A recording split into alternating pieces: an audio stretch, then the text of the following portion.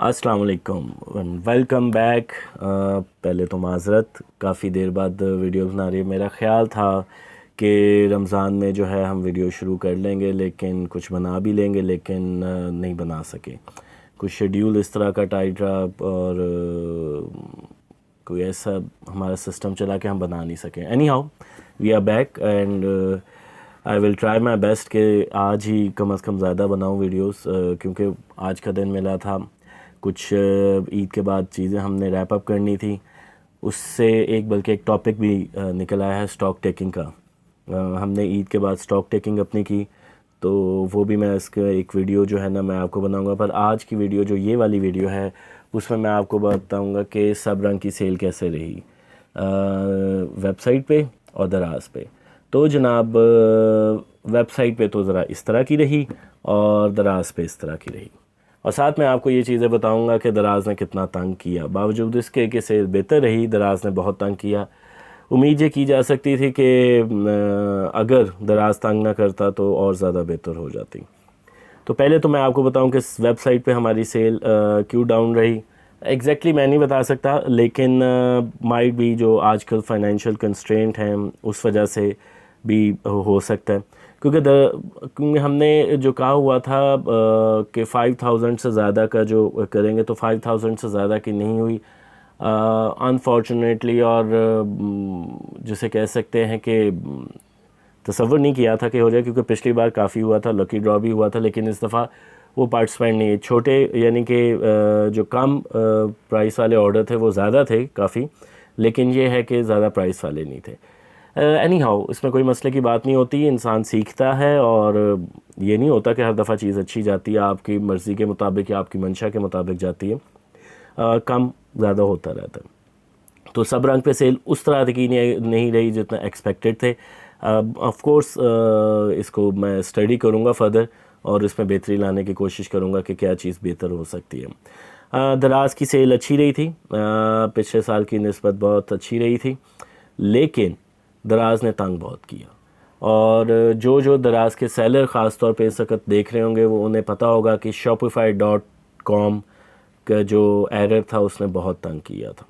हुआ ये था कि दराज में आप कोई प्रोडक्ट ऐड करने जाएं तो आपको एक एरर आ जाता था, यानी कि आप कुछ भी नहीं लिखते थे रिलेटेड टू shopify.com, कहीं शॉपिफाई का लफ्ज़ भी नहीं लिखते थे, लेकिन ऐड में जब आप सबमिट कराते थे तो फिर आपका एक एरर आ जाता था प्रम करके। मैं आपको वो स्क्रीनशॉट में भी दिखाऊंगा कि जी shopify.com आप वर्ड नहीं यूज़ कर सकते, यानी कि नहायत ही इरीटेटिंग।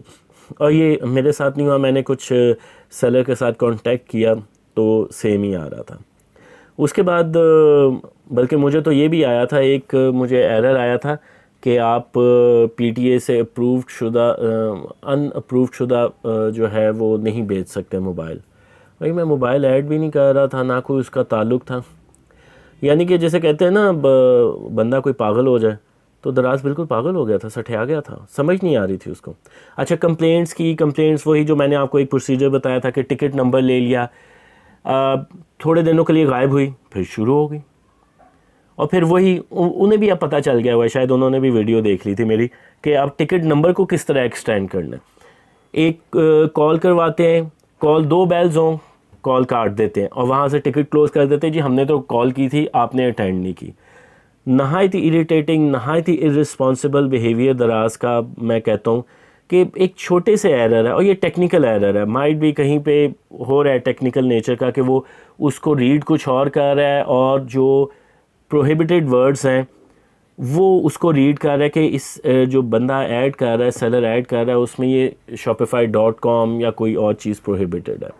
अब उसको ठीक करना है, ओ भाई ठीक करो सर, हम कर रहे हैं, हम कर रहे हैं। ये है वही चैट पे जो मैंने आपको बताया था, चैट पे घंटे लगते थे, कोई नतीजा नहीं निकलता था, गुस्से में आके ही कहना पड़ता था कॉल अरेंज करा लें। अच्छा जी, कॉल अरेंज कराई।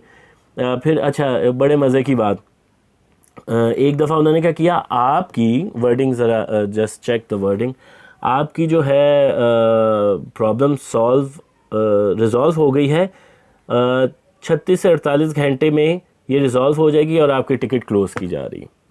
यानी कि एक तरफ कहते हैं रिज़ॉल्व हो गई, फिर कहते हैं 36 से 48 घंटे में भी रिज़ॉल्व हो जाएगी, और टिकट क्लोज हो गई। यानी कि वो जिससे सरकारी इदारों में नहीं होता, जिसको हम पाकिस्तान में ख़ास तौर पे रोते रहते हैं कि कितना टाइम लेते हैं, नाअहली होती है, कुछ पैसे खाने होते हैं। यहाँ पे पैसे तो नहीं खाने पर नाअहली जो है ना वो अरूज पे लगती है। तो उस वजह से काफ़ी ज़्यादा प्रोडक्ट जो है ना वो ऐड नहीं हो सकी, वो डिले आया। अब जाहिर सी बात है, बंदा हर वक्त तो नहीं बैठा रहता कि जी इस वक्त ऐड करें, इस वक्त ऐड करें। कुछ सेलर का पता चला कि जी कुछ आप इंफॉर्मेशन ना दें तो ऐड हो जाए। अब मैंने ये खैर ये नहीं ट्राई किया था, लेकिन अगर इंफॉर्मेशन नहीं देंगे तो फिर कस्टमर के सवालों के बहुत ज़्यादा आपको जवाब देने पड़ेंगे। तो ये दराज ने ईद रमज़ान में, ये रमज़ान से पहले शुरू हो गया था, रमज़ान से पहले शुरू हो गया था और ये थ्रू आउट रमज़ान में भी रहा था। उसके बाद इवन रमज़ान के बाद भी मैंने ट्राई किया था, लेकिन फिर भी एरर आ रहा था। अभी जो लास्ट टाइम तक मैंने चेक किया था, मेरे ख्याल में कोई 3-4 दिन हो गए, तो तब तक ये एरर एग्जिस्ट कर रहा था। अब मैं दोबारा उसको करूँगा, अब देखूँगा, फिर फॉलो अप करूँगा इस चीज़ का, लेकिन बहुत ज़्यादा टाइम वेस्टिंग है। तो ओवरऑल दराज पे सेल अच्छी रही थी, ऑर्डर्स अच्छे आए थे। बस ये होता है कि हमारी क्योंकि प्रोडक्ट्स वो ड्रेसेस की हैं और रिलेटेड टू जो ईद पे ज़्यादा सेल होती है, तो जो बिल्कुल लोग एंड पे करते हैं फिर उसकी आपको रिटर्न जो है ना आना शुरू हो जाती है। रिटर्न से मुराद है फेलियर डिलीवरी। तो वो फेलियर डिलीवरी जो है ना आजकल वो चल रही है। लेकिन एनी हाउ अल्लाह का शुक्र है, अच्छी रही सेल, बहुत अच्छे जो है रिव्यूज़ आए, तकरीबन सारे पॉजिटिव। और अल्लाह का शुक्र है कि जो 96% पॉजिटिव, 97 थी, 96% एक रिव्यू की वजह से चली गई, वो वापस 97 पे हो गई। एक नेगेटिव जाने की वजह से आपको काफ़ी ज़्यादा फिर पॉजिटिव लेने पड़ते हैं उसकी परसेंटेज को वापस अपने पे लेके आने की। तो अच्छा रहा। और अब दोबारा जो मैं अब नेक्स्ट टॉपिक भी आपसे डिस्कस करूँगा कि ईद के बाद फिर हमने क्या किया कि काफ़ी चीज़ें बिखरी हुई थी। कुछ स्टॉक की डेफिशिएंसी से मुराद ये है कि अप टू डेट ना होने का भी हमें पता चला जब हम ऑर्डर्स आ रहे थे और सारे उसको फुलफ़िल कर रहे थे। फिर उसके बाद हमने कहा कि इसको स्टॉक टेकिंग करते हैं। ये जो अब स्टॉक टेकिंग की है ये तकरीबन 2 साल के बाद हुई है। वैसे मेरी कोशिश होती है कि अप टू डेट रहे, पता चलता रहता है, लेकिन कुछ फ़ील हुआ कि अब ये मुकम्मल स्टॉक टेकिंग होनी चाहिए। तो ईद के बाद भी जो मैं वीडियो नहीं बना सका उसमें मेन वजह ये थी कि स्टॉक टेकिंग पे बहुत फोकस था और मैं कह रहा था 100% स्टॉक टेकिंग।